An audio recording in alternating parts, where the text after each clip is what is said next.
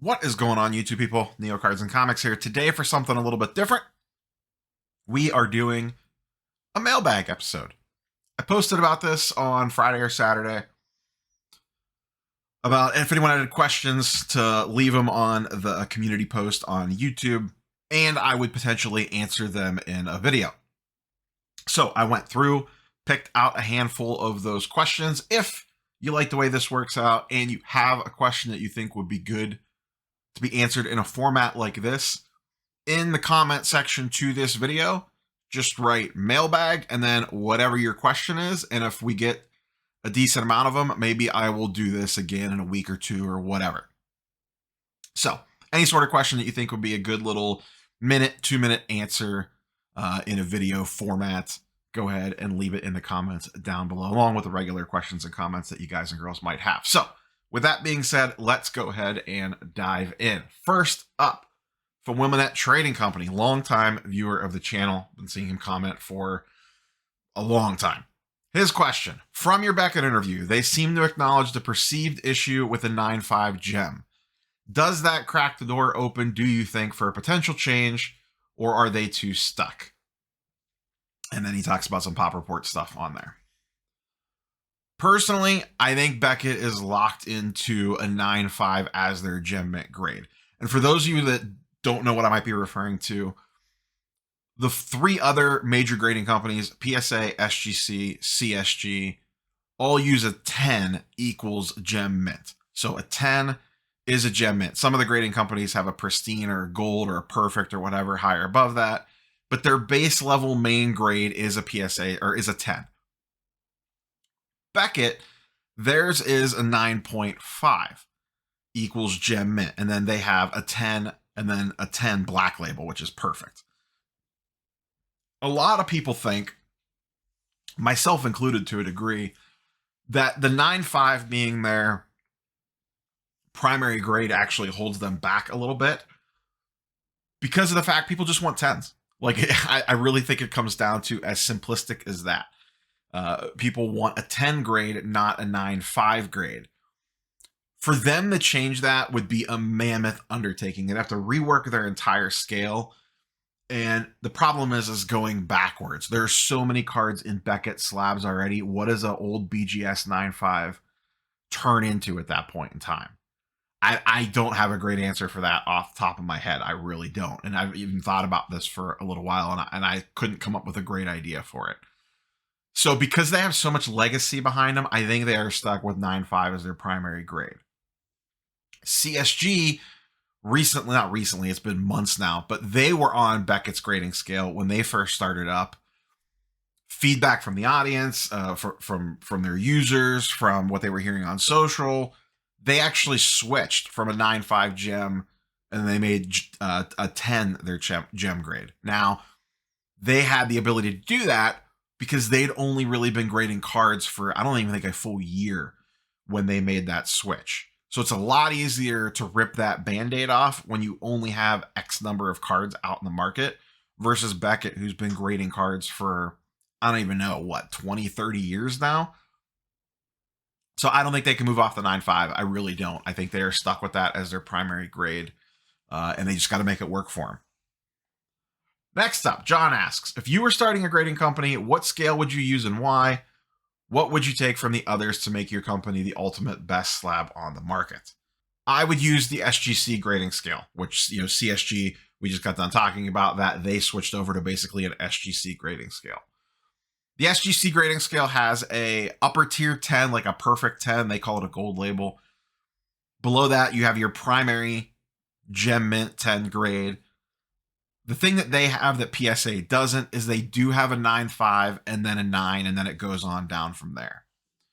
I think having the 9.5 is important. I don't think PSA will ever add one. If someone wants to ask me that question, I can expand on that answer if you all want it, but I don't see PSA ever adding a 9.5, but that is the grading scale that I would want. I think SGC nailed it with their grading scale.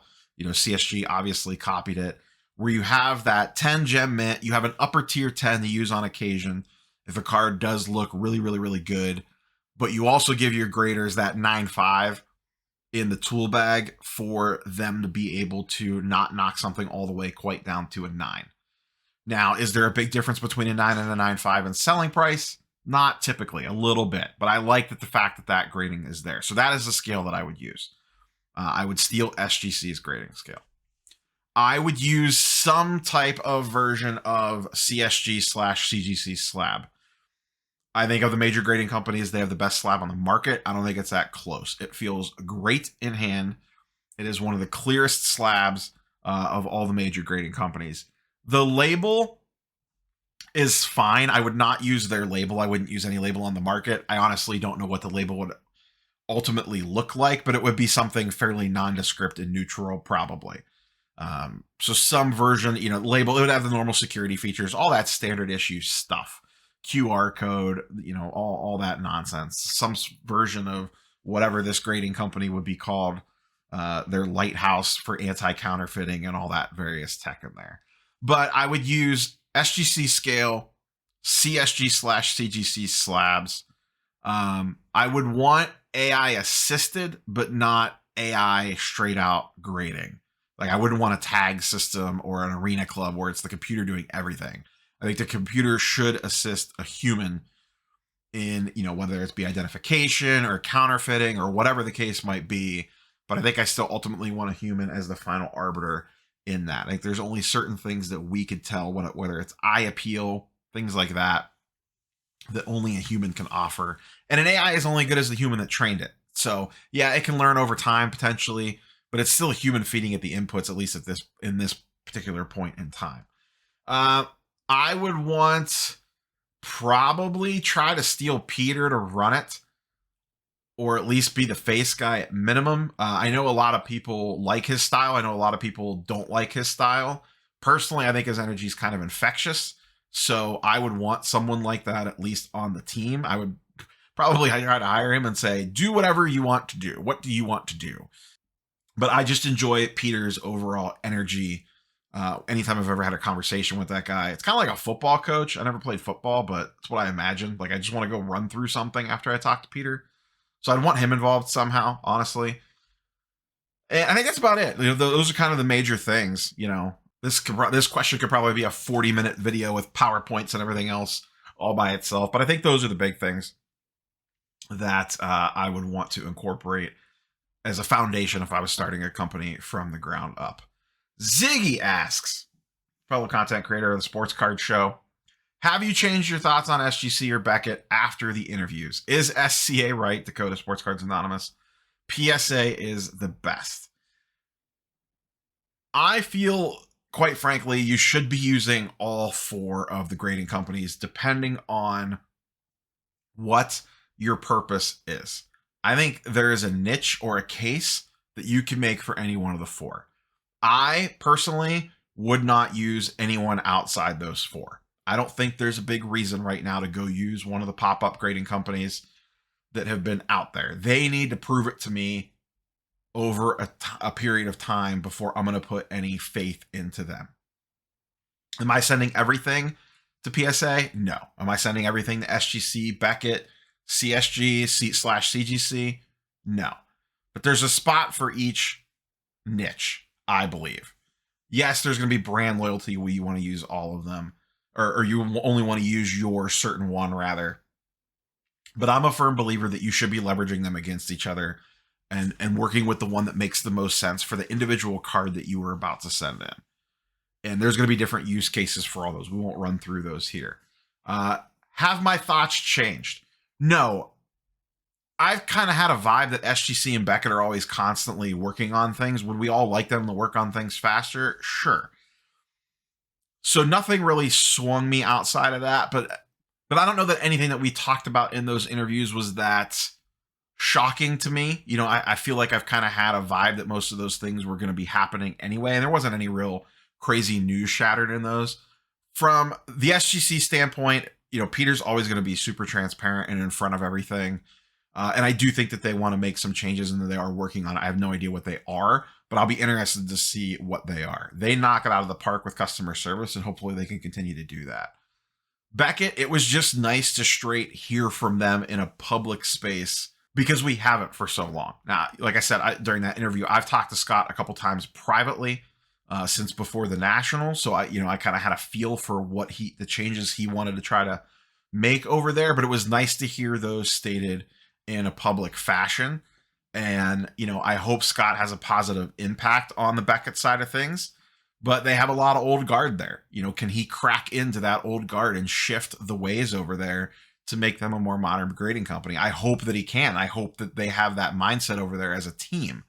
We'll see what happens, but I like what they're saying. I like where their thought process is, but execution's going to matter. Can they pull it off? Will they pull it off? Talk's one thing, actions are another, but we'll have to give them some time to see if they can turn it around. So has my overall perceptions changed? No, but I do think the general audience perceptions may have shifted a little bit, probably more so on the Beckett interview. And I'm judging that more off of just the comment section. And that's nothing against what Peter and SGC did. I just think people are used to hearing from Peter, whereas we haven't heard from Beckett for a long time.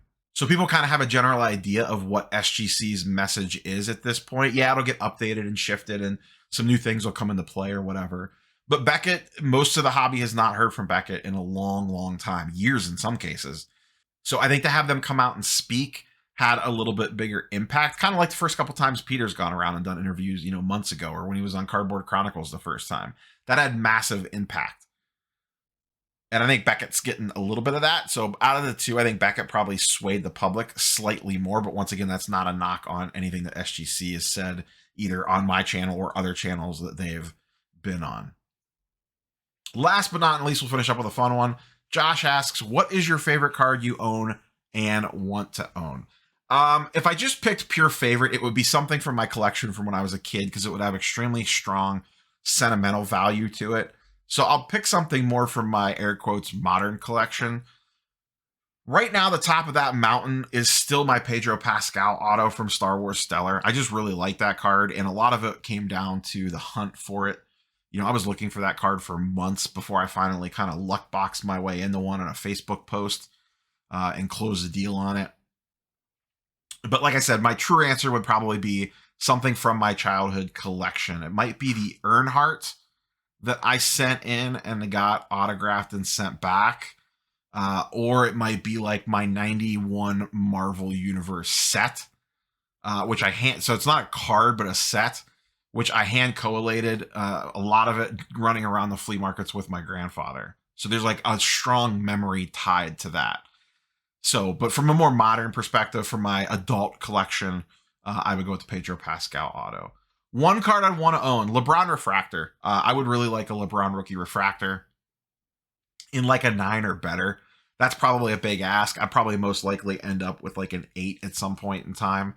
Prices continue to come down on it, so it might be more attainable than I realize. The other thing that I would also put on that list, and actually it might, now that I think about it, it might actually be in front of it. I would really like a LeBron auto. You could actually get LeBron autos cheaper than the refractor, to be honest. But I've never owned a LeBron auto. I've owned LeBron rookies, not a refractor, but I would really like a LeBron auto at some point in time as well.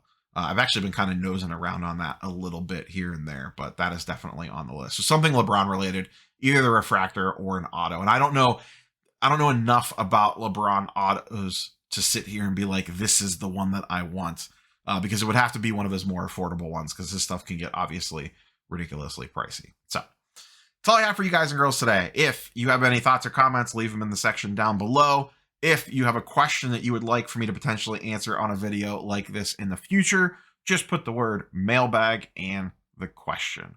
We will catch you guys and girls on the next one. Peace.